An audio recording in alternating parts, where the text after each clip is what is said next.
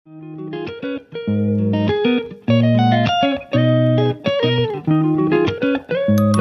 kokan yerlerden gizemli esintiler eşliğinde bir gezinti yaşadık.